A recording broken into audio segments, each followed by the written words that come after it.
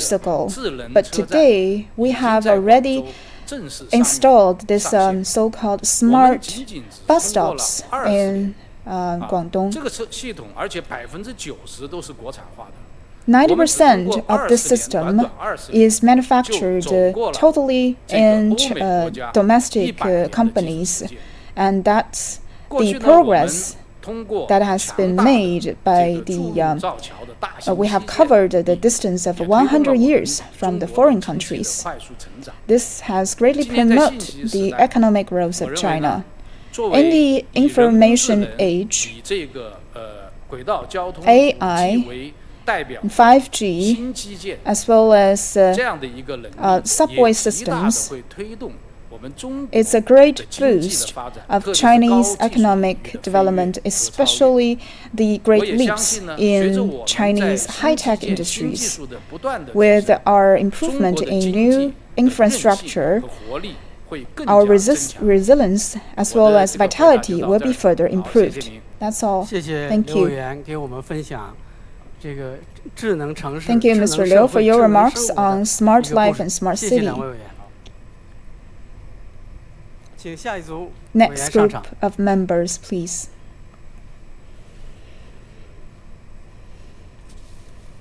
Please introduce yourselves first. I'm Yang Zhenbing with Shanghai Jiao Tong University and the party secretary.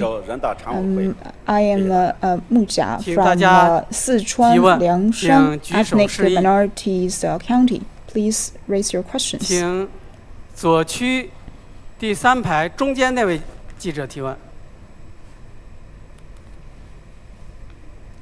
谢谢主持人，我是中国教育电视台记者。我的问题 With 提给 China 杨振斌委 Educational 员。 TV, my 马上 question 就到 goes 毕 to 业季了， Mr. 但是受 Yang. 疫情的 Graduation 影响， season 今年 is 很 drawing 多大学 near, 毕业 but 生 with 都 the 表示就业压力山大。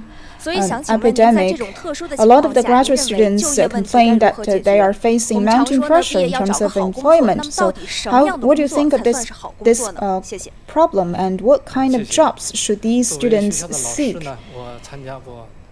in job hunting?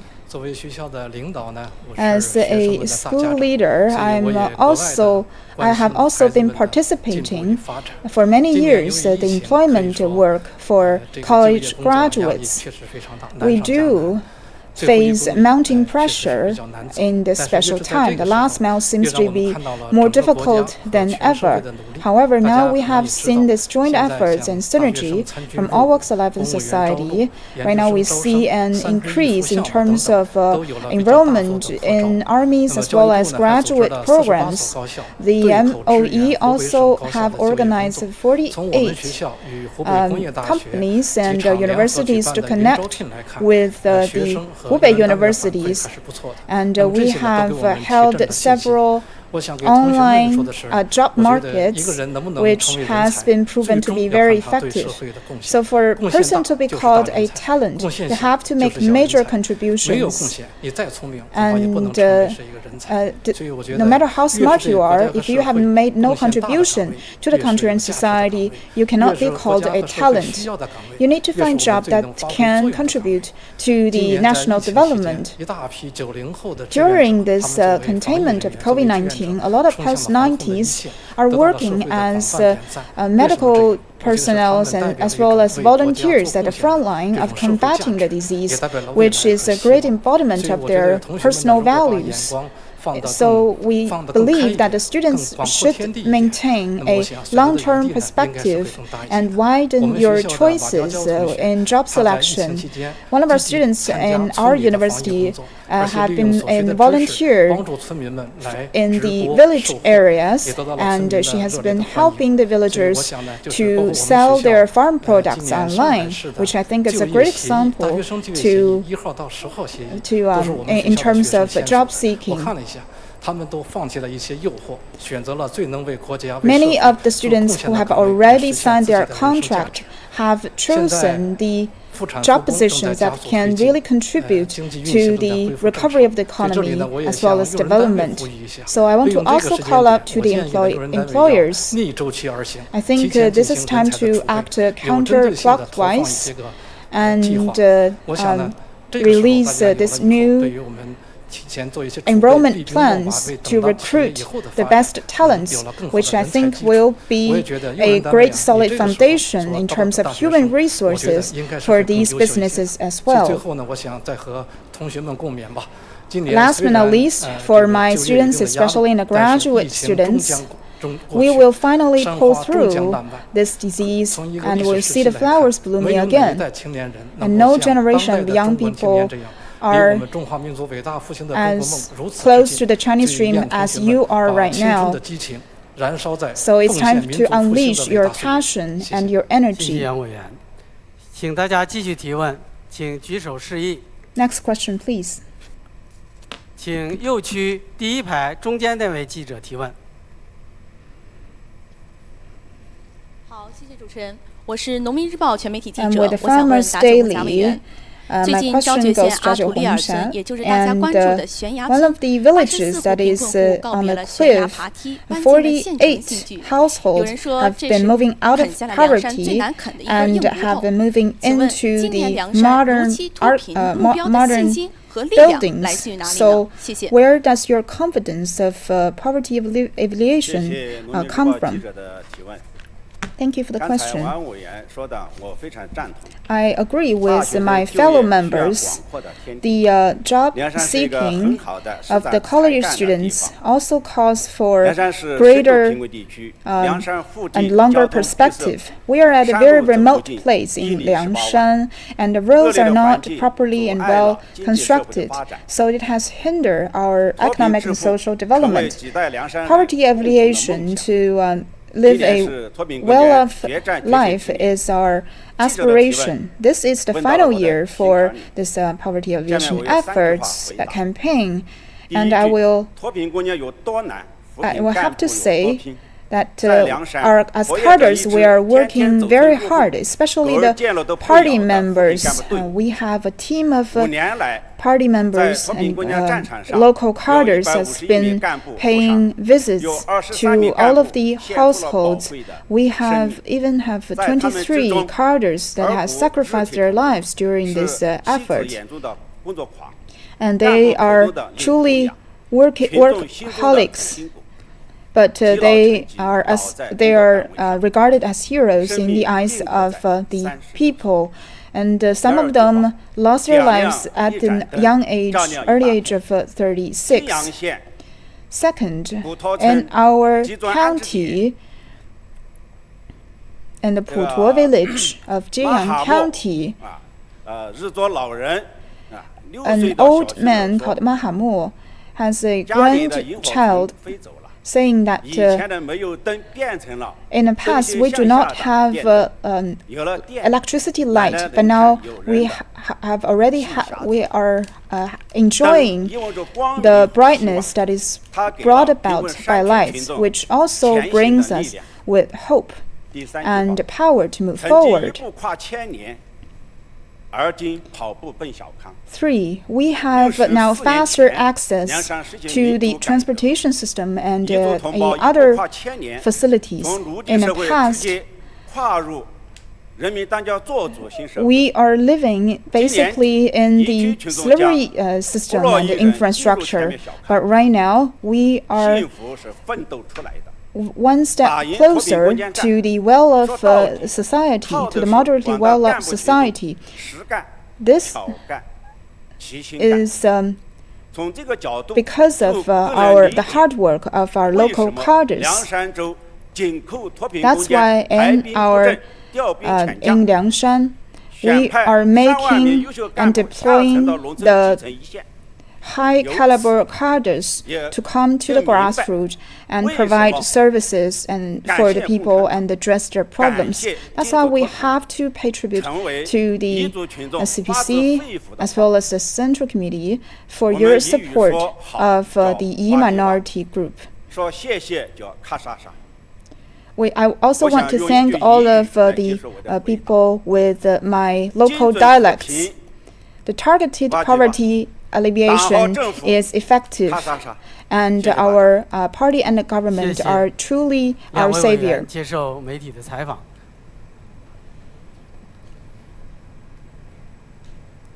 感谢。Right, so we were listening just there to the CPPCC Members Corridor. This Members Corridor is a chance for members of the CPPCC to really speak to the media about their ideas, what they've observed in the past years, as well as what they hope for the future of the country. And very interesting, just to break down from the 6 people that we've listened to just now, we saw 2 from the medical industry, 2 from the technology industry, 1 from the education sector, as well as 1 from poverty eradication. So perhaps a preview of some of the hot topic agendas that we can expect from this year's CPPCC session. Real quick, in terms of what we heard in the medical sector, we heard about China's national strength this time being fully reflected in terms of treating COVID-19, in terms of containing COVID-19. We also heard about the future of public health here in China, talking about the future education of medical professionals, as well as combining prevention and treatment. Of course, also a Chinese traditional medicine, how we saw TCM really working to help to combat COVID-19. We heard a very heartwarming example of an 83-year-old woman who was infected by COVID-19 but got better thanks to traditional Chinese medicine. Of course, technology, poverty alleviation, education, all on the agenda. So lots of good stuff there to digest. Well, the advisory body consists of the national committee and local ones as well. And CPPCC members come from all walks of life, different sectors of society. So how do local CPPCC committee members actually perform their duties? Our reporter Wang Yang is now standing by in Shenyang, the capital of northeastern Liaoning province. He's with a Shenyang local CPPCC committee member. Wang Yang, so what do you have for us?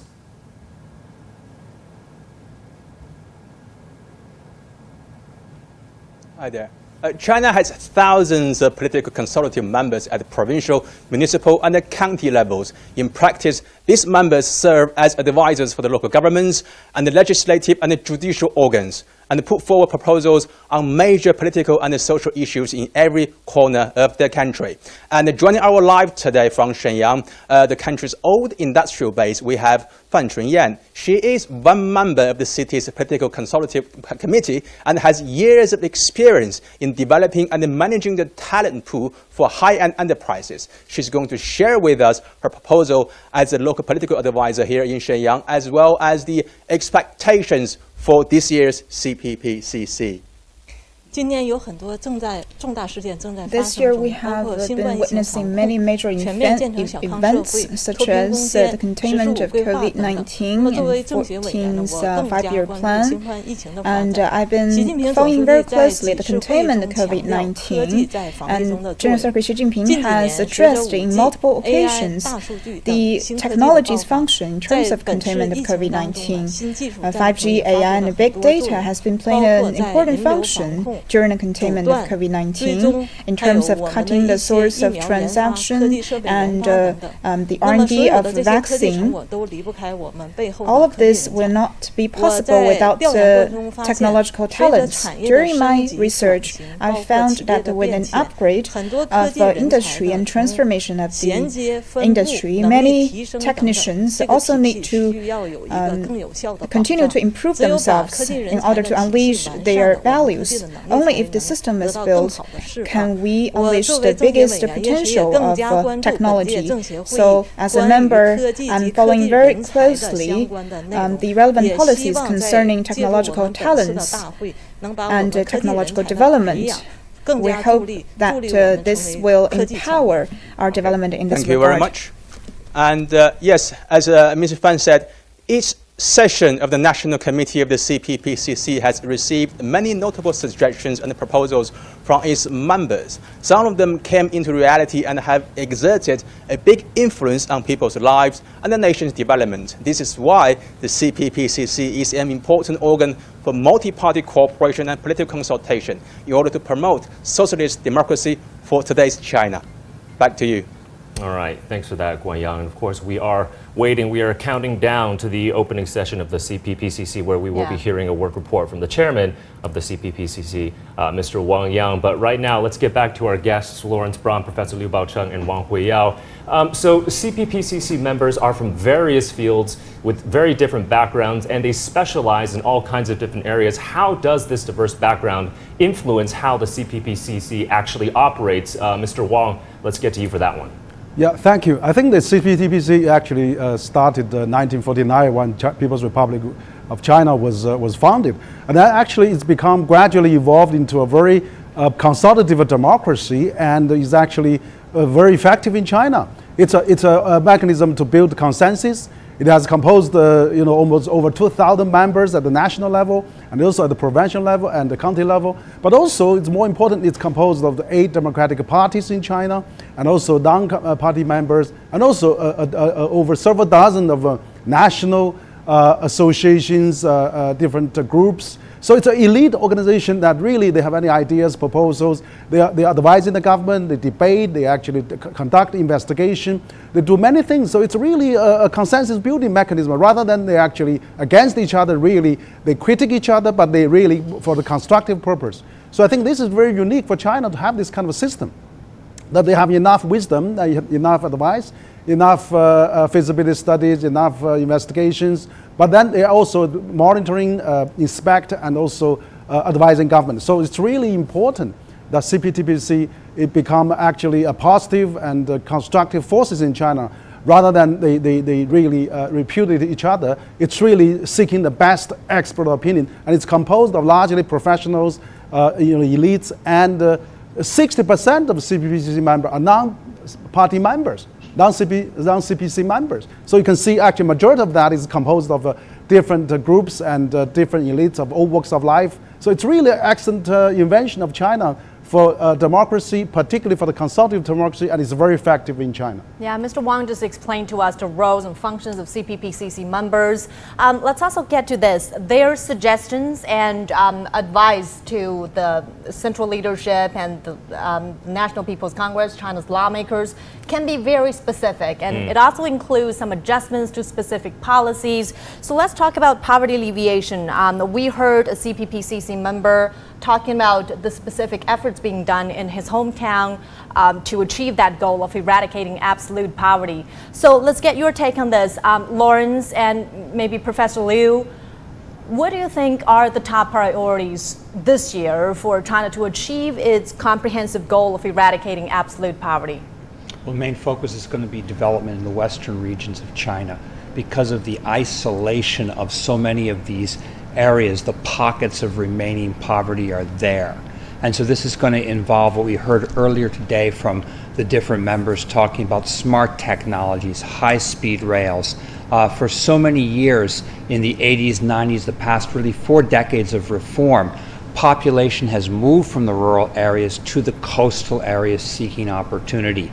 And the way to shift them back into the rural areas is to turn those rural areas into urban areas. But those are going to be new urban areas. They're going to be ecological cities. They're going to be addressing issues that are now starkly in front of us, like healthcare, environment. And so they're going to be a very different urban landscape than the coastal regions of the past. And so it's going to be addressing these pockets of poverty in the isolated areas of rural China and converting that to a new kind of urban China that will see the end of poverty. Right, and let me just jump in here. We're watching a live feed from the Great Hall of the People, the venue where China's top advisory body convenes, and today is the opening ceremony. That event has been delayed for a couple of weeks, and now members of the CPPCC are gathering, and this is a plenum. And in just a couple of minutes, we'll be hearing the chairman of the National CPPCC, National Committee of the CPPCC, giving a speech to the members. So, Professor Liu, let me get your thoughts on this about poverty alleviation. The low-hanging fruits have been picked, as Lawrence just mentioned. So the last mile could be even more difficult. What do you think are the biggest challenges when it comes to helping the rest of the people out of poverty? I think the key is still capacity building, because that can take place on both sides. One is the governance level. So the local cadres or local government officials need to be elevated in terms of their management capacity, and the other is to support the employment. And so only by the time they are able to master more professional expertise, foreign businesses or coastal businesses will be able to relocate over there with the right type of investment environment, with the right type of human capital. And the other is technology. So right now, infrastructure development is already much is done. So right now, how the soft part can be developed in terms of a technology intent. For example, I visited a mountainous area in Shanxi province where how they can really piggyback on the e-commerce platform, how they can build up their own storage, refrigeration system, and how they can really arrange logistics. We'll be hearing live feed from the Great Hall of the People.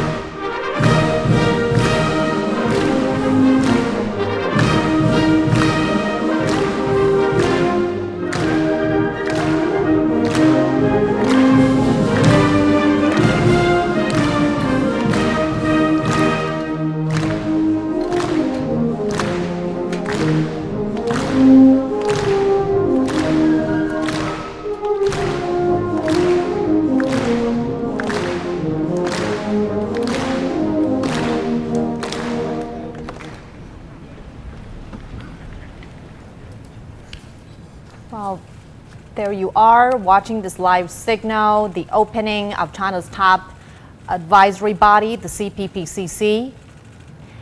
Earlier on in the program, we watched CPPCC members taking questions from the media at the members' corridor, and that was debuted back in 2018. And we'll be listening to the work report by the chairman of the National Committee. Dear members and friends, colleagues, the third annual session of the 13th National Committee of CPPCC should have 2,151 members, and the actual attendance is 2,057. We are up to the requirement. And the General Secretary and President of PRC, Xi Jinping, is here with us.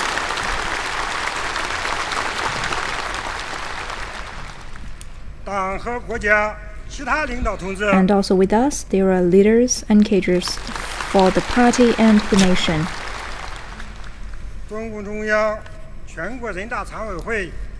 The Standing Committee of the NPC and the State Council and its agencies also have their representatives here with us. We also have the overseas Chinese. Welcome you all.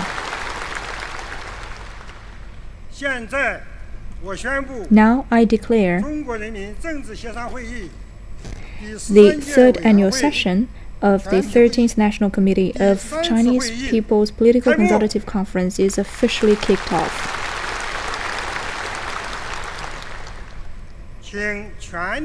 Now please all rise up.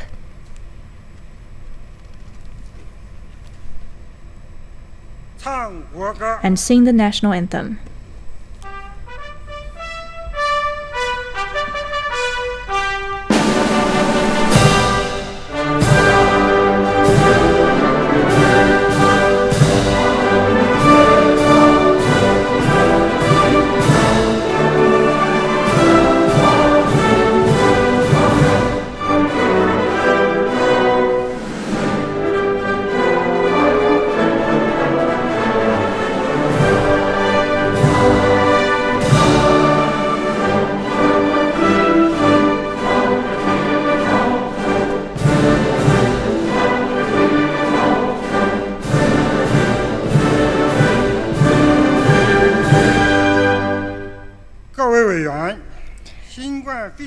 Dear members, ever since the outbreak of the novel coronavirus, under the leadership of CPC Central Committee with General Secretary Xi Jinping at its core, we have made steadfast efforts, and the battle in Wuhan and Hubei has been won, and the prevention and control of the epidemic nationwide has also made big headways.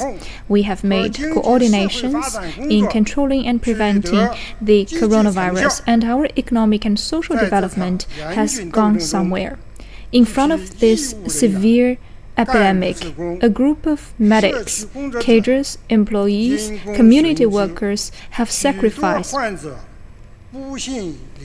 and also some of those infected people have died from this disease. So to the martyrs and the deceased, we want to pay our tribute. Now please observe a moment of silence.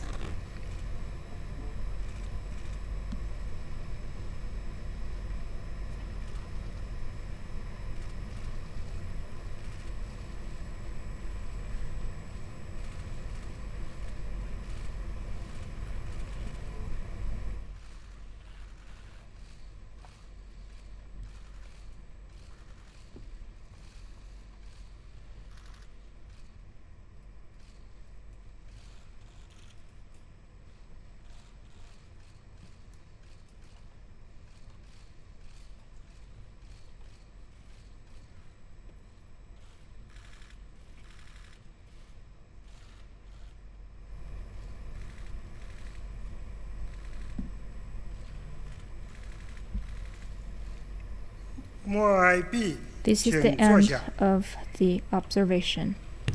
Please take your seats. The opening ceremony has 3 items on the agenda. Now let's begin the first item. We will deliberate and approve the CPPCC 13th National Committee's agenda. Now, the staff member, please read the draft. The 3rd annual session of the 13th National Committee of CPPCC has the following agenda. According to the draft, firstly, we will listen to and deliberate the National Committee Standing Committee report. Second, we will listen to and deliberate the Standing Committee and National Committee's draft on the work report ever since the 2nd annual session of the 13th National Committee of CPPCC. Third, attend the 3rd plenary session of the NPC and listen to the government work report and the other reports, and also discuss the civil law draft. Fourth, deliberate and approve the political decision of the 3rd annual session of the 13th National Committee of CPPCC. Fifth, deliberate and approve the Standing Committee's work report of the 3rd annual session of the 13th National Committee of CPPCC. Sixth, deliberate and discuss and approve the Proposal Committee's review decision of this 3rd annual session. Seventh, prepare and select the secretary of this 3rd annual session. Dear members, do you have any objection to this agenda? If no, please applaud and approve this agenda.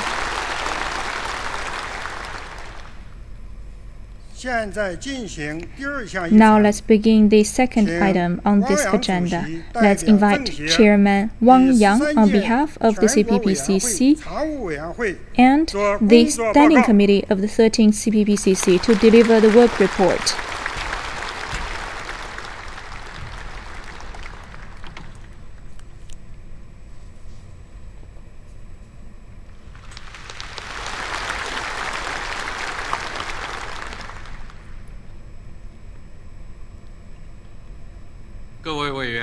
Members of the CPPCC, on behalf of the Standing Committee of the 13th National Committee of the CPPCC, to deliver the work report for your deliberation. First, in 2019, the 70th anniversary is an echo to our initial and original intention. 2019 marks the 70th anniversary of the founding of PRC and the CPPCC. Under the strong leadership of PC Central Committee with President Xi Jinping at its core, the CPPCC National Committee and the CPPCC Standing Committee have been guided by socialism with Chinese characteristics in this new era.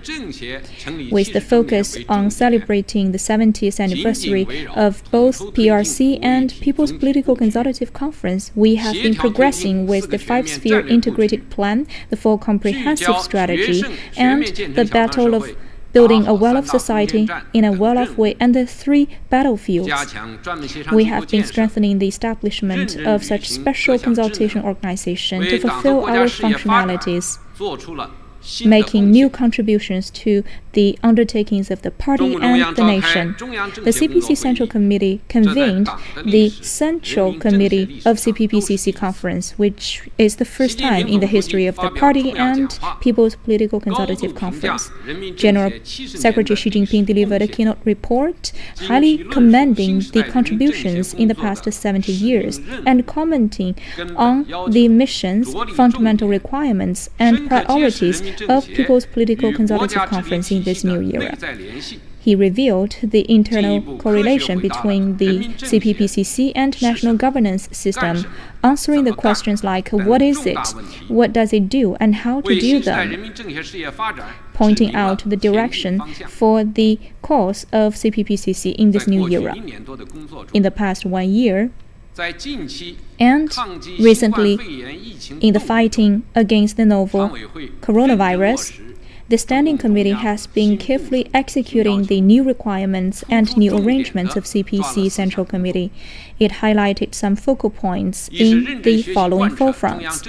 Firstly, implementing and studying the CPPCC Central Committee's meeting spirits, executing the CPC Central Committee's arrangement, and preparing for the Central Committee of CPPCC has allowed us to translate this process into an opportunity to study and implement General Secretary Xi Jinping's philosophies about how to improve the work of People's Political Consultative Conference.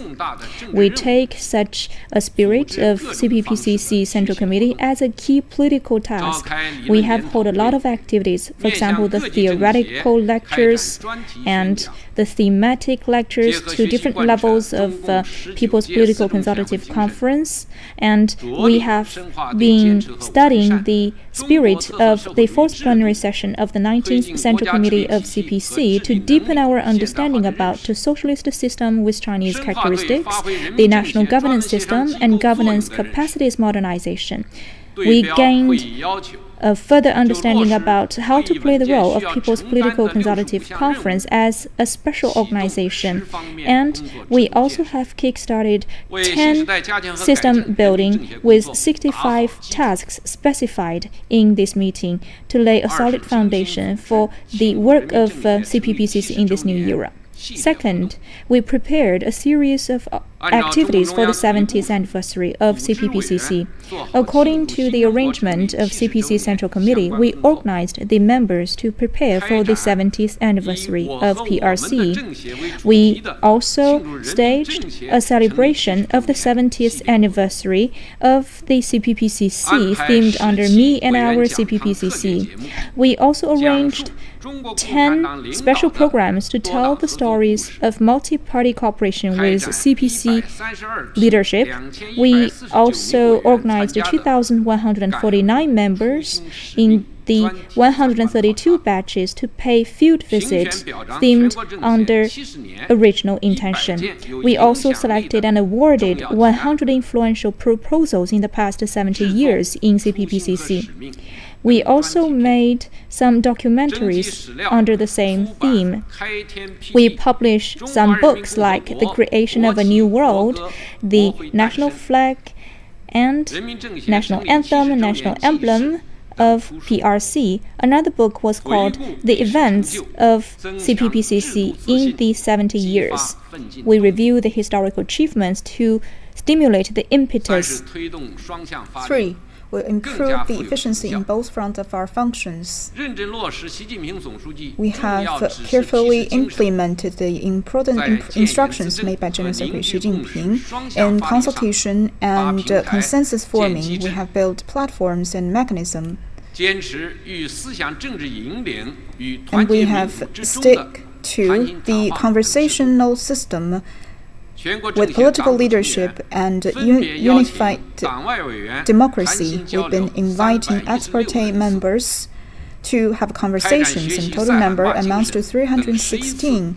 We have held 11 ex parte inspections to study the Saihanba spirit as well as the achievement of the Three Gorges Dam, and 10 briefs and 16 members' lectures and 26 major campaigns for our members, and 2 open days for national CPPCC organizations. Improve the proposal, the speeches, as well as consultations quality, establish briefing mechanisms and daily report mechanisms and special report mechanism and petition and other carriers, and to submit the advice and situation by all the CPPCC members and other sectors representatives. 4. Involve ourselves in the containment and combat against COVID-19. We've been acted according to General Secretary Xi Jinping's instructions and the decision of the Party Central Committee, organize and mobilize all party organizations and members to participate in this combat. We've been encouraging the members to use mobile platforms to fulfill their job positions in terms of strengthen COVID-19 prevention control, the restoration of work and life, as well as stabilize the society's expectations. We have altogether submitted more than 1,300 pieces of advices and suggestions, and have held 3 members' lectures concerning the combat of COVID-19. And this has enable us to win this battle against the COVID-19 and achieve social and economic development, improve our governance capacity, and optimize our systems and mechanisms. Surveys were conducted, and more than 85.6% of the members have participated in this. We have sent out proposals to members that are working at the front line of fighting this disease, and sent out consolation letter to all the members that have participated in this battle. Over the past year, the Standing Committee have been fulfilling its job in a careful manner, and all works have been advancing in an orderly fashion. First, strengthen innovation and theoretical study in order to stick to the right political orientation. We have established this seminar system with the Xi Jinping thoughts on socialism with Chinese characteristic for new era at its core, and have established 11 study groups and have held 45 seminars to discuss on the Xi Jinping thoughts on socialism with Chinese characteristics, the CPC's history, the PRC's history, as well as the history of United Front Line. We have also been combining the functions of multiple activities of the CPPC in order to strengthen our understanding of the political advantages led by the CPC, as well as the institutional advantages of socialism with Chinese characteristics, in order to consolidate our ideological foundation. Second, enrich the forms of consultation and unleash our best potential as an advisory body. We have been held 71 consultation meetings and 97 visitations, and have held cross-sector consultation meetings during its plenary session for the first time. We have made systematical arrangement, and 48 groups were formed on the platforms, and so that our consultation extend from real life to online in order to facilitate the job fulfillment for our members. This online platforms has been proven to be highly efficient. 3. Strengthen new development concept and consult on the high-quality development. We have convened meetings concerning the high-quality development of manufacturing industry and in order to strengthen restructuring and optimize business environment as a reference to build a manufacturing country. We have also held special consultation meetings and organized hundreds of academicians to discuss innovation and consult on basic research as well as innovation-driven development. We have also been studying economic development and important issues of ecological protection. Some of those key suggestions and proposals have been adopted about ecological development. 4th, stay true to the principle of serving the people to boost the people's welfare and social development. For the affairs like the poverty relief in ethnic regions, we have made consultations and advised on how to consolidate the results of poverty relief and avoid returning to poverty. We have made some key proposals like the agricultural rejuvenation, agricultural products quality traceability system. We also encourage the publishing of certain documents in terms of the distant consultation of the rural road building. We also convened some education-related thematic workshops to discuss some related political affairs, for example, how to provide the public health services in rural areas, as to employment, old age care and health care and other practical issues, and the essential issues like the rule of law. We have made some investigations. 5th, stay coherent to gather strength. We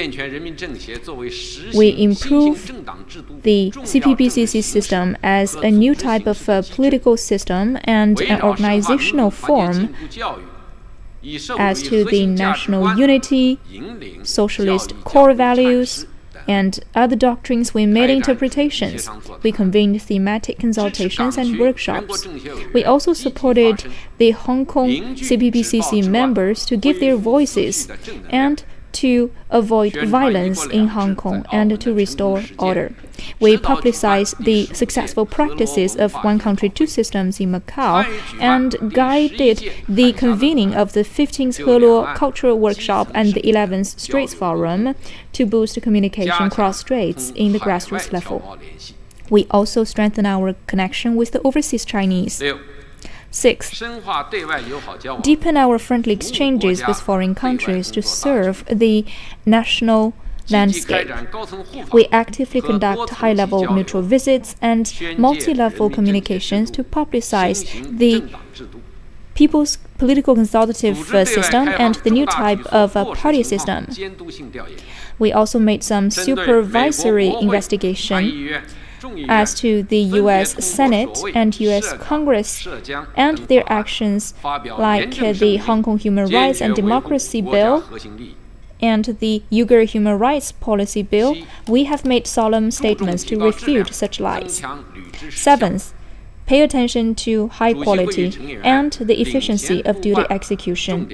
The members of the Presidential Conference took the lead in monitoring some key proposals and selected the key proposals and amended them. We have received 5,488 proposals in total, and 4,089 has been placed on file with market progress. We have made opinions and took measures in quality evaluation, and we have also made opinions about how to improve the investigations and studies in order to improve the results. 8. Led by the party, we also need to strengthen CPPCC self-construction. With the Party Central Committee's deployment, we have held the campaign themed Stay True to Our Aspiration and Keep Our Missions firmly in mind.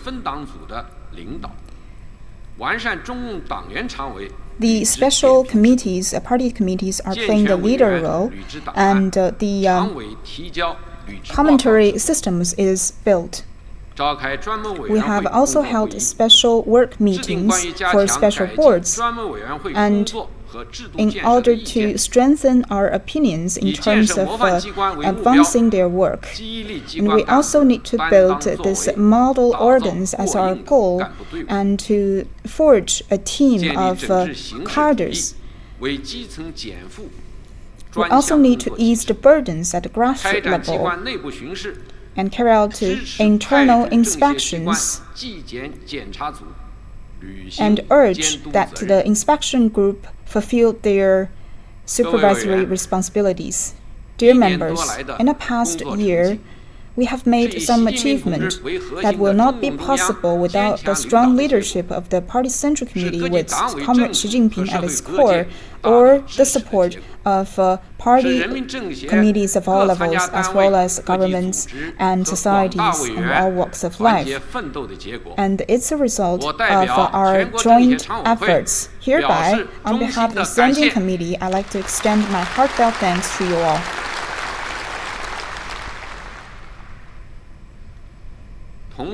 At the same time, we also are witnessing clearly our shortcomings in work. We need to further deepen our understanding of the role of CPPCC in the country's governance system, and we also need to optimize our working mechanisms as a consultation body. We need to build our consensus, and it needs further exploration. We need to improve our working qualities in terms of investigation and research. It's a problem-based process that has to be researched and be resolved in our future work. Second, the year 2020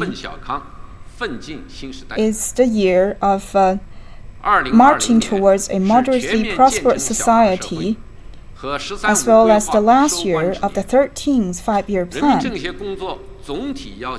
Our general guiding requirement of CPPCC are guided by Xi Jinping's thoughts on socialism and Chinese characteristics in a new era, and continue to carry out the spirit of the CPPC's 19th National Congress and its 2nd, 3rd, and 4th Central Meetings, and strengthen the four awarenesses, consolidate four competences, and to maintenance, and stick to democracy, unity, advice, as well as consensus building, and play our function as an advisory body, mobilize the members, the parties, as well as the ethnic groups and people from all sectors to continue to contribute and do their efforts in terms of normalize the prevention control of COVID-19 and strengthen economic and social development. In order to win this final battle against poverty and build into a moderately prosperous society. First, strengthen our ideological and theoretical weapons. Our guiding principle is Xi Jinping's thoughts on socialism with Chinese characteristics for a new era. We have held collective study events, as well as the chair committees meetings and special seminars to study the spirit of the 19th CPC Central Committee, as well as the CPPCC's work meetings. We have organized special inspection themed the fighting of COVID-19 and self-education and self-improvement. And we need to further consolidate the willpower to overcome difficulties. Second, fulfill the goals to build a well-off society. We also need to strengthen our mechanisms in terms of resolving long-term poverty. Special meetings are held to discuss the 14th five-year plan, the building of the Greater Bay Area, as well as strategies concerning rural rejuvenation. We have our key tasks and we have given our suggestions as a reference to decision-making. Third, encourage union and coordination so that for the non-party personage and Democratic Party members, they could play a bigger role in CPPCC. We also convene the religion-related workshops and the workshops related to ethnic minorities. We also do some visits and investigation about cultivate the religion-related talents. We also highlight the point that the members from Hong Kong and Macau shoulder their mission and responsibilities, and we improve the special administration regions system and mechanism related to constitution and basic laws. We also deepen our exchanges with certain party members, social organizations, and people from other circles within Taiwan Island. We will do our visits and investigation as to the above questions. Fourth, to improve our foreign exchanges. According to the diplomatic arrangement at national level, we must deepen our communication with the foreign organizations, political organizations, the media groups, and people from all circles of life. We will convene the bi-weekly workshop and consultation conference themed under telling the human rights stories in China. We support CESC and the China Committee on Religion and Peace to attend certain international activities. Fifth, deepen studies about the theories of CPPCC.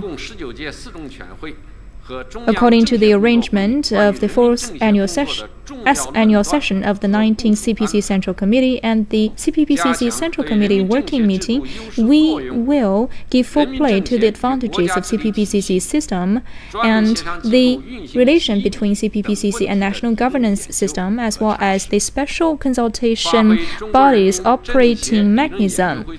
We will give full play to the role of CPPCC Theoretical Society to improve the theoretical system and to offer some theoretical support of the undertaking of CPPCC in this new era. Sixth, to improve the CPPCC working system. We are committed to the system of party leadership over CPPCC to improve the major arrangements of CPC Central Committee and the instructions of General Secretary Xi Jinping in order to improve our monitoring system. We will formulate the opinions on enhancing the consensus and the opinion on strengthening the responsibility of CPPCC members to give full play to the advantages of the new type of party and political system through the systems like proposals and giving voice on conferences.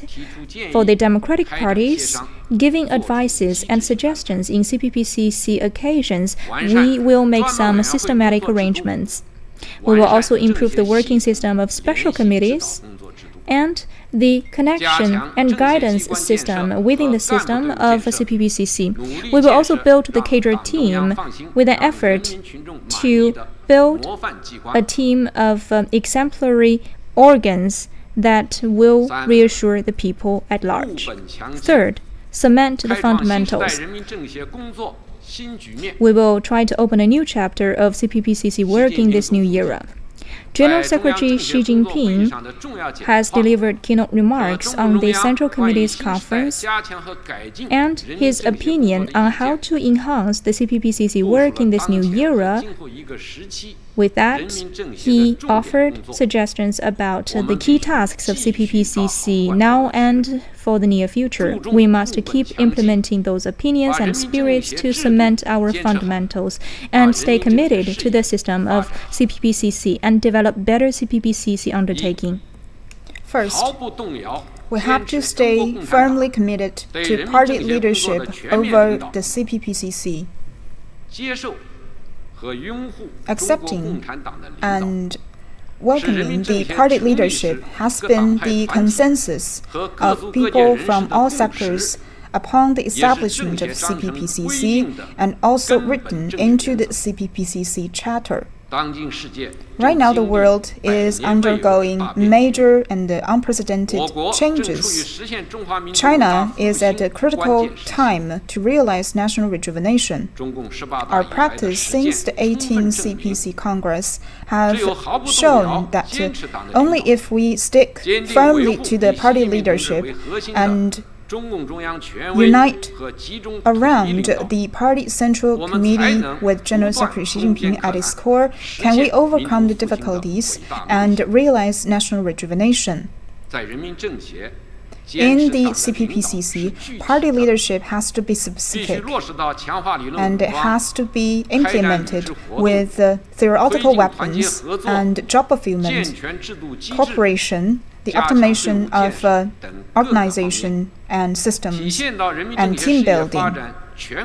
And it is embodied in all links of CPPCC development. With systematic operation and democratic programs and effective work, we have to make endeavors to translate the party's proposals to consensus and actions of all walks of life so that CPPCC can become an important platform for the party to strengthen its leadership in all fronts. Second, promote systematic and institutional buildings as an advisory organ. We need to have a clear positioning as an advisory body, strengthen the unity, promote cross-party cooperation, and act upon the people's democracy. It's an embodiment of socialist democracy, and it's our clear systematic advantages. We have to march towards the right directions in terms of institutional building. Only with efficient institutions can we guarantee that our advantages can be fully utilized. We have to have a clear vision of our positioning. The CPPCC is not an organ of power nor legislation. It is an institution of Chinese characteristics and with unique political advantages. It's a political organization and a form of democracy. We have to strengthen our function as a consultation body. We are an organ to organize consultation, not a body, a main body to conduct consultation. We are an important platform to discuss on matters of national importance and conduct cooperation. We are not consulting with the CPPCC, we are consulting in the CPPCC. We have to understand the rich content of political consultation that includes the consultation between members of different sectors. This is a multi-level and wide system development. We have to act according to the instructions of building party and national institutions and identify our functions and responsibilities so that consultation democracy can be carried out throughout the process and build this working regulation in terms of consultation and promote the establishment of implementation mechanisms in decision-making. These are new experiences and new deeds in terms of systematization of CPPCC. We need to form consensus as well as synergy through consultation so that our systematic advantages can be translated into governance efficacy. 3. Do our job better in terms of building consensus. Consultation and advice is the result for job fulfillment, and building consensus is the same.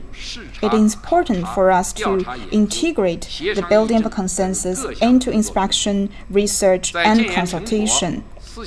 We need to have a unified design and implementation system and handle properly unity and diversification. We need unity and not identical. We need alliances and not isolation. With the banner of patriotism and socialism, our common goal should be our common source of endeavors. We need to find our common grounds while reserving differences and unite all powers from home and abroad to realize the great Chinese dream of national rejuvenation. Building consensus does not mean unification, but leadership towards a certain direction. It is not a one-way preach, but an interactive consultation.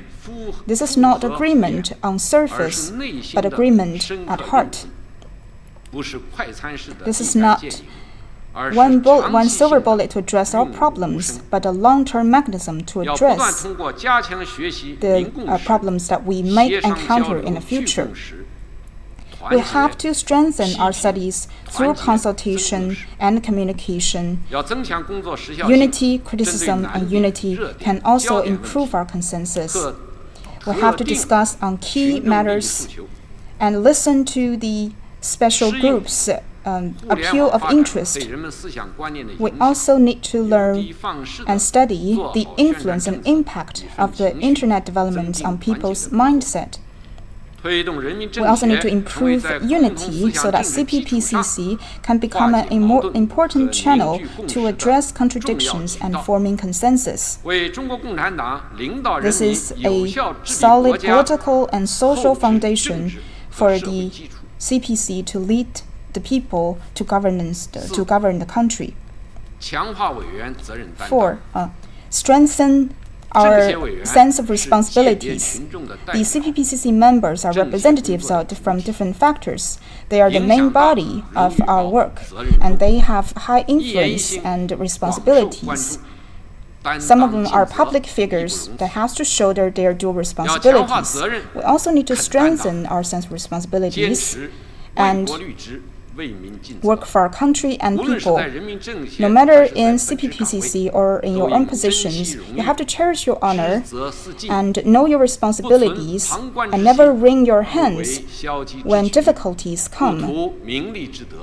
We also need to commit ourselves to decision, consultation, discussion, and national governance, and become a positive force for national rejuvenation.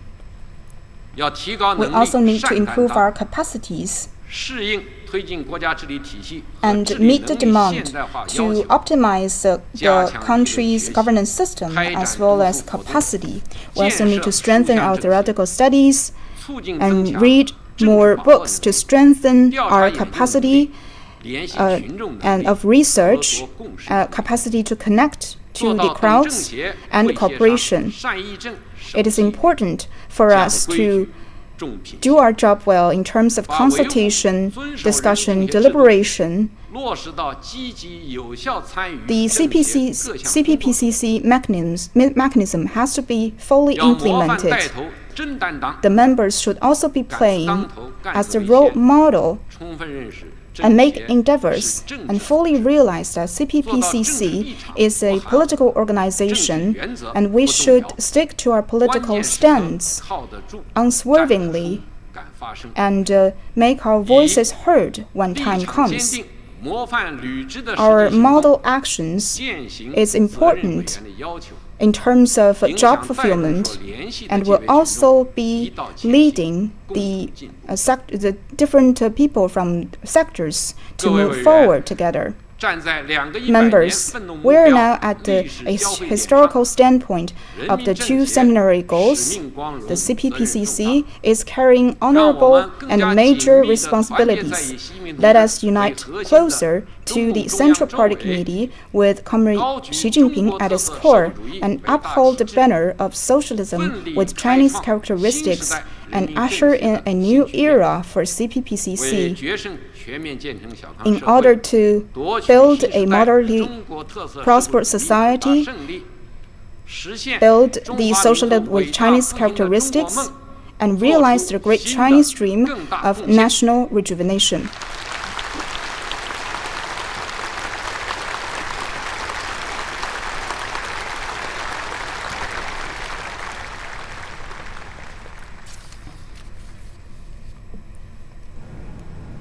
We were watching live feed from the Great Hall of the People. That's the opening session of the CPPCC, China's top political advisory body.